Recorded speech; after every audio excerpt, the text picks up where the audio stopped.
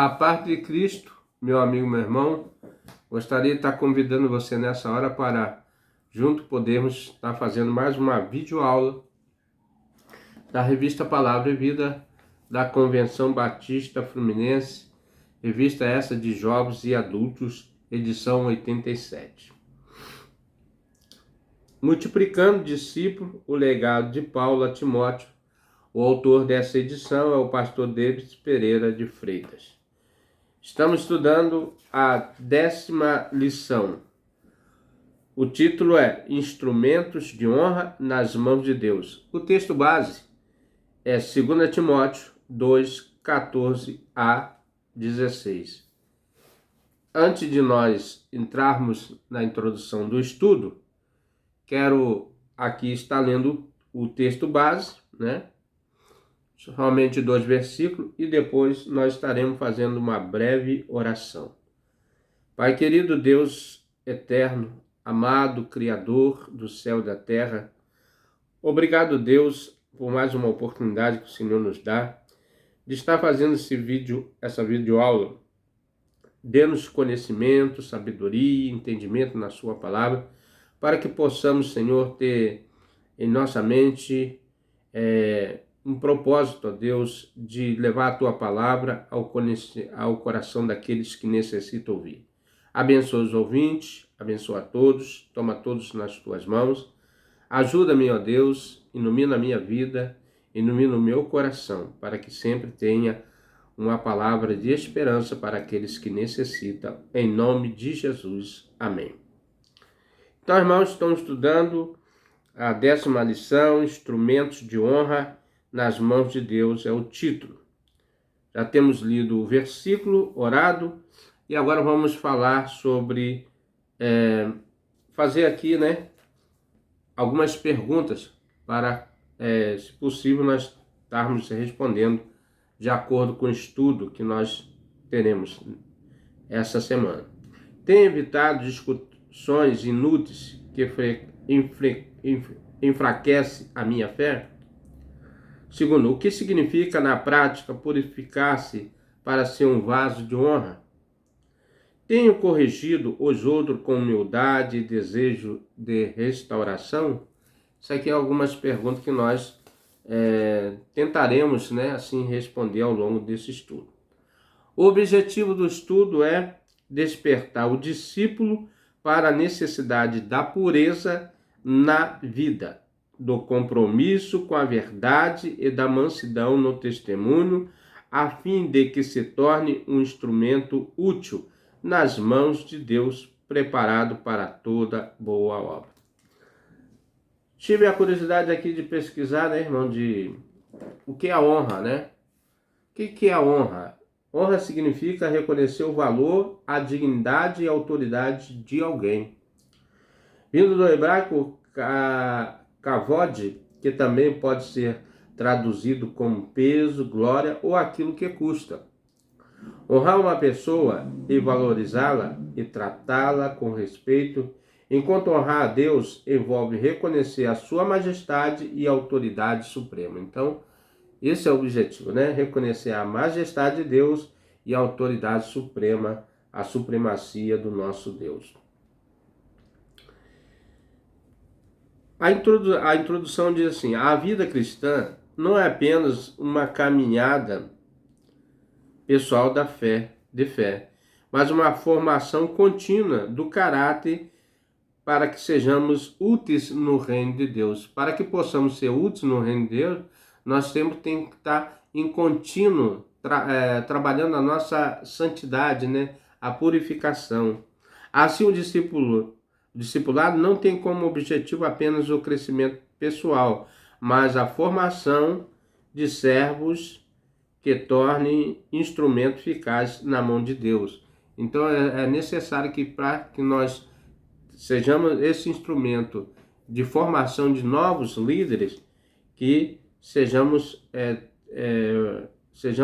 tornemos instrumentos úteis, eficazes na mão de Deus. Paulo, consciente da tensão entre a verdade e o erro, entre a santidade e a pureza, entre a edificação e o escândalo, orienta Timóteo a viver com sobriedade integridade, prontidão e adverte quanto aos perigos do discurso vazio, das discussões tolas e da impureza moral. Então, a orientação aqui é que evitemos, né, essas discussões vazias, que não levem à edificação, né, da obra do Senhor. No centro dessa exortação está a imagem do vaso de honra, assim como em uma casa há grandes vasos, diferente o uso. Também na comunidade cristã há aqueles que se consagram para os propósitos do Senhor. Nessa seção da carta, o apóstolo nos apresenta o contraste entre o obreiro aprovado e os propagadores do erro, né? Então ele está mostrando dali a diferença um do outro. O discípulo não deve se embaraçar em debates inúteis, mas manejar corretamente a palavra da verdade e se purificar como vaso para a honra, sendo separado e equipado para toda boa obra. Ele mostra como o discípulo se torna um vaso útil ao examinar sua relação com a verdade, sua postura moral, seu espírito diante dos que se opõem, né? Deus deseja usar discípulos limpos, verdadeiros e mansos. Não basta reconhecer a verdade, é preciso vivê-la com integridade e comunicá-la com mansidão. Então aqui, irmão, partimos da subjetivo, né? Mas na prática, né? Devemos colocar isto, né? Vivê-la intensamente o que a palavra nos ensina, né? Ser manso, ser uma pessoa digna, buscar dignidade, né? E isso só encontra através do ensinamento da palavra de Deus. Primeiro tópico aqui é fiel. O discípulo fiel rejeita as palavras vãs e vidas ímpias.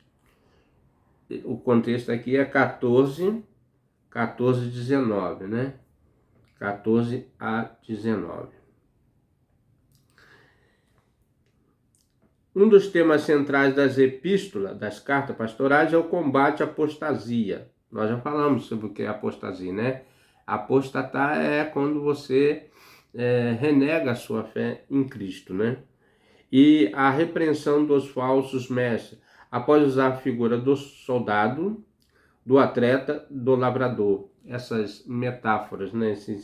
Essas comparações. Paulo apresenta a imagem do obreiro. Agora ele começa a usar a imagem do obreiro. Aquele que guarda, ó a responsabilidade do obreiro. Aquele que guarda, pratica e protege e proclama a palavra de Deus. Então, irmãos, nós, como servos de Deus, proclamadores, ensinadores, guardador dessa palavra, né, que guarda o mandamento, somos responsáveis, né, por muitas coisas, ferramentas indispensáveis para a edificação da igreja. Então, é uma maneira de você edificar a igreja quando você se resguarda de todas as mazelas da vida e guarda a palavra de Deus. Timóteo é advertido a evitar contendas de palavra. O termo grego logomechio significa guerrear com palavra, disputa sem proveito que leva à ruína, né? Quando há muita discussão, a catástrofe espiritual. A fé não se edifica por vaidade intelectual, mas pela verdade proclamada com mansidão no poder do Espírito Santo.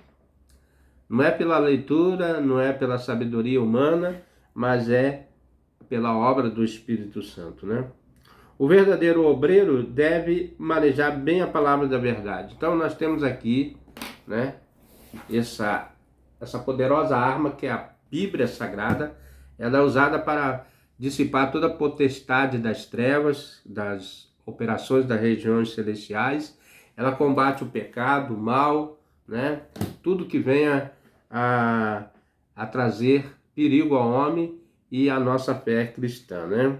A palavra de Deus ela é uma espada que corta, dissipa e tira todo o mal, né? Mas pela verdade proclamada com mansidão no poder do Espírito. O verdadeiro obreiro deve manejar bem a palavra da verdade.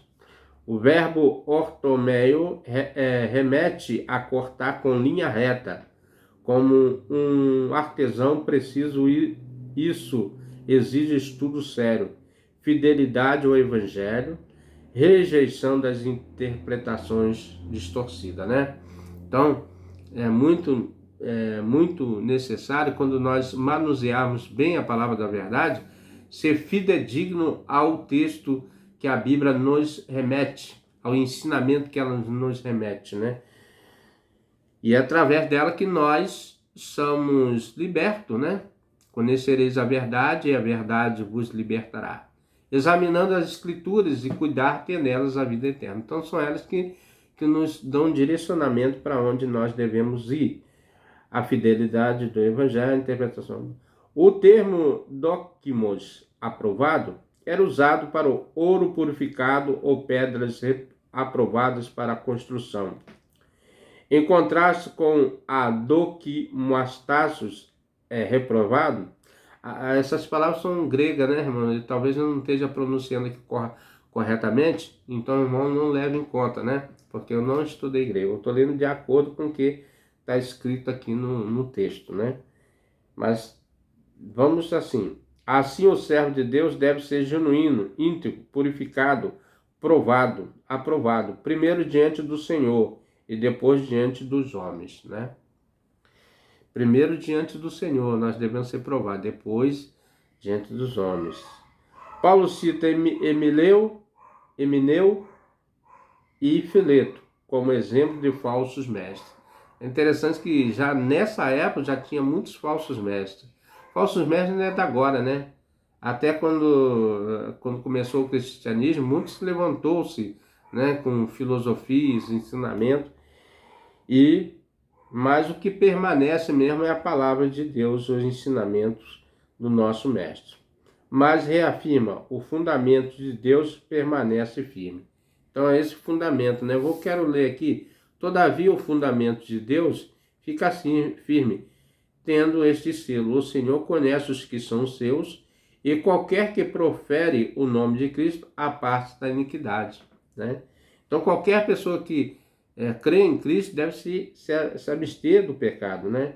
Ou fugir da aparência do mal. O Senhor conhece os que lhe pertencem, e os seus discípulos, que invocam o seu nome, deve afastar-se da iniquidade, do pecado, né? O obreiro útil ao Senhor cultiva a reverência, né? Reverenciar, fidelidade e a palavra e a santidade de caráter. Ele edifica pela verdade, evita polêmicas, vive de modo íntegro, sendo referência para a igreja, né? Então, irmãos, o zelo, por causa de que muitos escândalos, muitas pessoas cometem escândalo e muitas coisas o ímpio fala da igreja, ou fala dos líderes da igreja, ou fala de um membro, ou fala de qualquer coisa, né? Que referente é porque esse membro, esse líder, a igreja, não vigiou para que esse ímpio não falasse, não difamasse a igreja do Senhor, né? Então devemos ser zelosos na nossa maneira de ser, de proceder, de agir, porque o mundo está focado em nós, né? O mundo tem uma expectativa de nós. Eles esperam que nós sejamos o atalaia, né? O farol que ilumina. Na verdade, o próprio Jesus disse que nós somos a igreja do Senhor, a luz do mundo, né? É uma luz para brilhar no mundo, na verdade. Segundo tópico aqui, irmão, o discípulo é um vaso separado para a honra. Isso aqui 20 a 22, né? Desse capítulo. Paulo usa a metáfora da grande casa. Então, irmão, eu separei o texto aqui, né?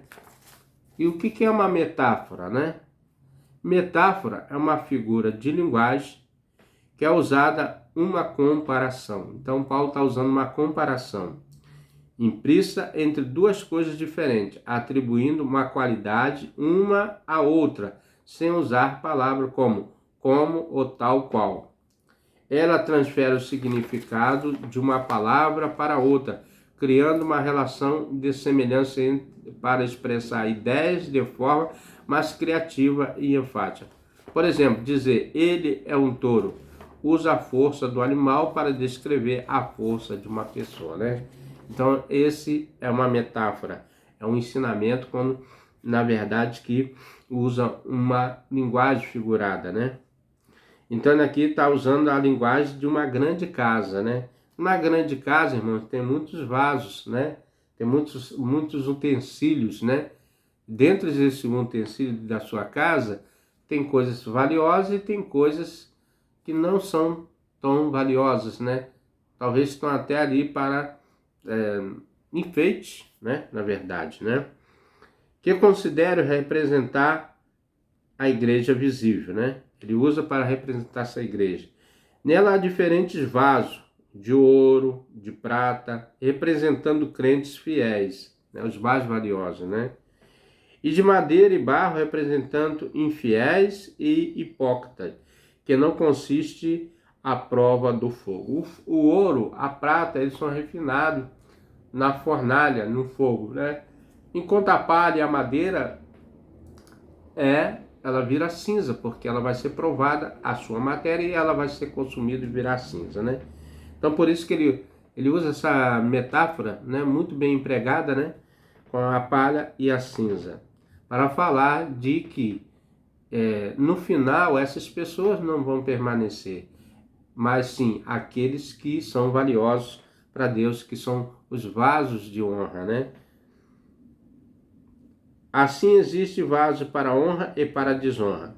O apóstolo mostra que o caminho para ser vaso de honra é a purificação, né? Purificação, quando você passa pelo fogo, né? Pelo refino, pelo trato, né? Quando é moldado, né? A forma como o obreiro quer.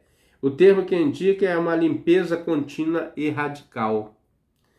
A santificação não consiste apenas em evitar o mal, mas em uma busca à presença de Deus.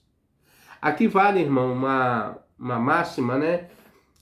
Que nós devemos buscar sempre Deus, ter sempre a memória do nosso Criador, né? Paulo exorta Timóteo a viver de forma íntegra, destacando da falsidade e da imoralidade, a fim de ser separado e útil para o serviço do Senhor. Então, Paulo está dizendo que nós devemos ser separados dessas coisas imundas para ser um servo aprovado para o Senhor, né? O cantor Sérgio Lopes, ele tem um hino que fala do servo aprovado, né? Muito bonito também esse hino, que fala também desse estudo também aqui, tá? Esse chamado inclui duas atitudes complementares: fugir, apego às paixões da mocidade, especialmente tentações de ordem sexual, né? Quantos líderes, né? Quantos obreiros, quantas mulheres de Deus têm caído nessa tentação, que é uma tentação muito forte na vida daquele que não resiste, né? É difícil, por isso que o inimigo trabalha nessa área mais frágil do ser humano, né? Que devem ser evitadas e não enfrentadas, e buscar o dioco, a justiça, a fé, o amor, a paz. A vida cristã envolve tanto rejeitar o pecado quanto perseguir diligentemente as virtudes formadas pelo Espírito Santo. Então, não só evitar o pecado, né, as coisas mas buscar, né, a presença de Deus para que não haja espaço do pecado em nossa vida, e sim a presença de Deus constante. Paulo acrescenta a dimensão comunitária. A busca pela santidade deve ser feita com os que, coração puro, invocam o Senhor. Irmãos, estão prestando atenção como o autor chama que nós devemos buscar mais a Deus, devemos nos entregar mais a Deus, devemos santificar mais a Deus, né? Então, irmãos, é hora de nós buscarmos mais a presença de Deus, a comunhão com o Criador, se afastando definitivamente das coisas que nos constrange, das coisas que nos destrói, né? Que nos humilha, né? Na verdade, né? O discipulado não é solitário. Na comunhão encontramos apoio, ensino, encorajamento para perseverar. Então, Paulo está dando um encorajamento a Timóteo para perseverar com fidelidade, né? Com responsabilidade, com justiça e permanecer fiel nos propósitos do Senhor. Ser um vaso de honra não é privilégio de poucos, mas os chamados de todos. Somos chamados, todos nós, irmãos, somos chamados à santificação, né? Todos nós somos chamados à salvação, né? Porque em João 3,16 está escrito que Deus amou o mundo de tal maneira, de uma maneira inexplicável, que deu seu Filho unigênito para que todo aquele que nele crê não pereça, mas tenha a vida eterna. Então, irmão, se você crê, se você quer ter a vida eterna, né, tem que aceitar esse presente que é Jesus, né? O Espírito Santo que nos capacita a fugir do pecado, a buscar a justiça. Então, o Espírito Santo de Deus trabalha no nosso coração para que fujamos, né, desse marasmo, dessa artimanha, dessa prisão, né, que tenta nos aprisionar e causar um constrangimento, né, na nossa pessoa, a fim de desmorecer na fé. Envolve consagração diária. A consagração é diária, é dia após dia, né? É fuga da contaminação do mundo, né? É busca intencional da santidade. Devemos buscar. É permitindo ser moldado, purificado, separado para toda e boa obra. Quando nós lemos lá em Jeremias, quando ele desce à casa do oleiro e o oleiro está fazendo aquele vaso, né, aquela escultura, e moldando, amassando, trabalhando. Então devemos ser moldados pelo Espírito Santo conforme a vontade dele, para ser usado como instrumento, né, como diz aqui, um instrumento de honra nas mãos de Deus. Nós devemos buscar esse molde, né, para que sejamos feitos a forma como Deus quer trabalhar na vida nossa, para ser usado como instrumento, para que outras pessoas sejam alcançadas através das nossas vidas, do nosso testemunho pessoal, como Deus nos transformou. Aqui atrás, irmão, vê essa frase que Jesus transforma. Não é só um dizer, é uma realidade. Jesus transforma pessoas, molda as pessoas, né, como ele quer para que seja usado na sua obra. Então, irmãos, o apóstolo orienta Timóteo a evitar, vamos para o terceiro propósito aqui, né? Terceiro tópico ali. O discípulo corrige com mansidão, visando a restauração. Esse texto é o 23, né, do mesmo capítulo, a 26. Texto base, né, desse tópico aqui. Paulo encerra o capítulo apresentando o discípulo como servos doulos. Isso é escravo. Essa palavra doulo quer dizer escravo, né? Então, nós fomos libertos do pecado, mas escravo para a santificação, para a purificação, para Cristo, né? Nós, assim como outrora éramos escravos do pecado, agora pertencemos a Cristo e estamos totalmente à sua disposição. Cristo nos libertou do mundo do pecado, das trevas, para a sua celeste luz, a fim que fôssemos luzes diante desse mundo, para que outras pessoas saísse das trevas e viesse para a luz de Cristo, né? Assim como outrora éramos escravos do pecado, agora pertencemos a Cristo e estamos totalmente à sua disposição. O apóstolo orienta Timóteo a evitar contenda, controvérsias inúteis, que não edificam, que divide, né?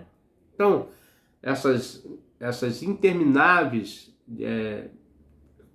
debates, né, não leva a coisas nenhuma, mas o que leva ao ensinamento de Cristo é a palavra de Deus, que quando ela entra no coração, ela tem a finalidade de mudar o caráter do ser humano. O servo do Senhor deve ser pacificador, não contencioso, agindo com mansidão, paciência e ensino, né? A palavra grega epios descreve essa atitude de gentileza calma, enquanto didactos enfatiza a habilidade no ensino. Anekizikakos aponta para a capacidade de suportar o mal sem ressentimento, né? A mansidão, prautes, longe de ser fraqueza, é a força controlada. O discípulo maduro confronta o erro sem agressividade, corrige sem humilhar, sempre visando que Deus conceda ao contradizente arrependimento, metanoia e a libertação. Então, toda vez que nós fomos pedida a nossa razão de fé, devemos ter em mente que o que convence o homem da justiça do pecado é o Espírito Santo. Então você vai falar o que a Bíblia nos diz, o que ela nos aponta, mas você não vai trazer contendas em cima dessa palavra, né? Vai deixar que o Espírito Santo vai convencer esse homem da justiça, do juízo, do pecado. Essa é a finalidade. Nós somos instrumento, somos um elo, né? Somos o mensageiro, somos aqueles que guardam a palavra com fidelidade e propaga ela aos todos os cantos. O discípulo maduro confronta o erro sem agressividade, corrige sem humilhar, sempre visando que Deus concede ao contradizente arrependimento, a metanoia, a libertação. Essa esperança se fundamenta na obra do Espírito, que pode trazer ao pecador de volta a sobriedade espiritual, anapeto, libertando do engano do diabo. Então, quando você transmite a palavra com fidelidade, você está dando direção àquela pessoa e está libertando do engano do pecado, né? Aquela pessoa, porque a palavra ela vai ter a sua função de que ele venha a se arrepender, né? E a finalidade do Espírito Santo é fazer com que o homem se arrependa para que seja salvo, né? Assim, a correção cristã nasce da ira, mas da compaixão, né? Assim, a correção não nasce da ira, mas da compaixão. O discípulo útil é firme na verdade, manso no trato, buscando restaurar o que estão presos pelo inimigo.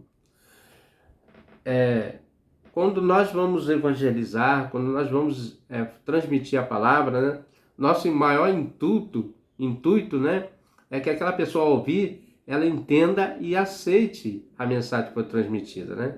Mas muitas vezes, pelo engano do pecado, pela astuta cilada do diabo, ela está presa nos seus pensamentos, nos seus argumentos, nos seus propósitos, e não quer entender a mensagem. Mas o Espírito vem e faz essa obra que nós não conseguimos fazer. Mas a nossa função é transmitir a palavra que nos foi ensinada, né? Como o Espírito Santo trabalha na nossa vida, testificando a sua obra de restauração.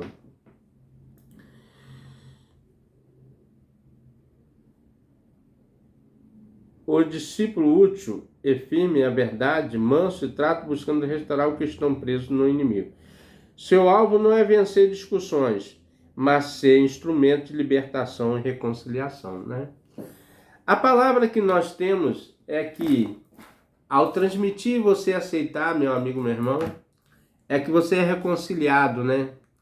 porque um dia nós fomos separados da graça de Deus, porque o homem, né, lá no princípio da criação, ele se desviou da graça de Deus, buscando seus próprios interesses, achando que poderia suportar, né, vencer todos os obstáculos sem a presença de Deus. Mas vindo o tempo da plenitude da graça de Deus, né, pelo seu Filho Jesus Cristo, que foi enviado a esse mundo para salvar o que se havia perdido, então agora a finalidade é que nós somos vasos de honra para levar as boas novas de salvação a todo aquele que crê. E a função do Espírito Santo é, como já disse, convencer o homem da justiça e do pecado, uma vez que ele aceita a palavra de restauração, né? Já finalizando, irmãos, nosso estudo, concluindo esse estudo dessa semana, né, que os estudos são muito, muito maravilhosos, né? São um estudo muito simples, mas objetivo. Não sei se os irmãos concordam. Ele é direto, ele não tem rodeio, né? Ele é objetivo naquele propósito que ele está sendo. Aqui nós estamos tratando de discípulo, de discipuladores e discipulado, né? Transmitindo a palavra de Deus àqueles que não creem. E nós somos chamados do discípulo e do ser um vaso útil, né? Você é vaso, né? Um vaso de honra, podemos dizer, limpo, separado para os propósitos de Deus. Você, quando pega um vaso para botar qualquer um produto, né? Nós somos comparados o vaso do oleiro, né? E nesse vaso se coloca o azeite. O azeite é o símbolo do Espírito Santo na vida do crente. Qual a função do azeite? A função do azeite é ungir.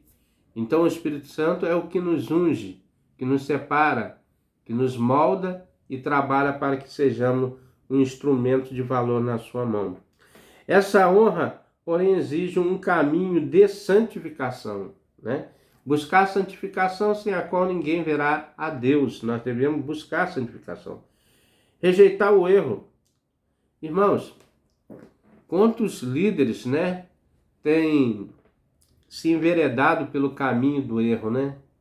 Quando ele comete deslizes, né? E ali vem um escândalo e muitos usam daquele momento para combater a igreja de Deus, acusando, né? Humildade e dedicação à verdade, mansidão no ensino. O olheiro continua moldando vidas, né? O olheiro é Deus. Deus é aquele que molda, trabalha, amassa a massa, né? Para que faça um vaso de honra, um vaso de santificação.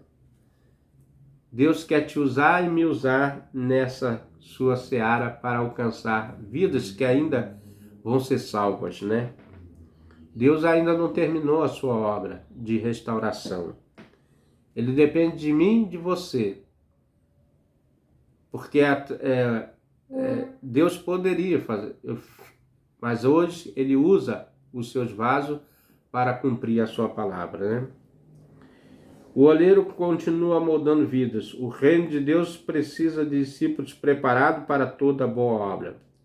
Então, que o nosso desejo seja de sermos esses vasos, né? Eu e você. Não de barro comum, mas de ouro com honra santificada. Deus não busca vasos brilhantes, mas limpos. Você, quando pega um metal, né? Um vaso de metal, até a aliança mesmo, quando nós pegamos a aliança, você passa aquele paninho aqui, ele fica brilhando, né? Aqui o que ele está falando é o seguinte: Deus não quer vasos brilhantes, mas vasos limpos. Porque o limpo, ele vai ser útil para pôr a sua palavra, transmitir a palavra, ele vai buscar a santificação. Então, Deus não quer vasos brilhantes, mas ele quer vasos limpos, né? purificados. Ele não quer os mais populares, somente os mais fiéis. Deus está procurando na terra homens fiéis, homens obedientes, homens, mulheres e crianças. Uma geração que realmente rejeita o pecado, que abomina a honra de Deus, né? Assim que sejamos discípulos preparados para toda e boa obra, né? Instrumento de honra nas mãos do oleiro. Meu amigo, meu irmão, não sei você, mas eu tenho gostado muito desse estudo do pastor Davis. Um estudo assim, não muito, assim, vamos dizer assim, um estudo mais simples, mas com o objetivo de alcançar a mensagem, né? E olha que estudo maravilhoso, né? Ele fala aqui de soldado. A palavra fala do soldado, fala do atleta, e ele, na sequência, ele traz para nós o obreiro, o valor do obreiro na seara.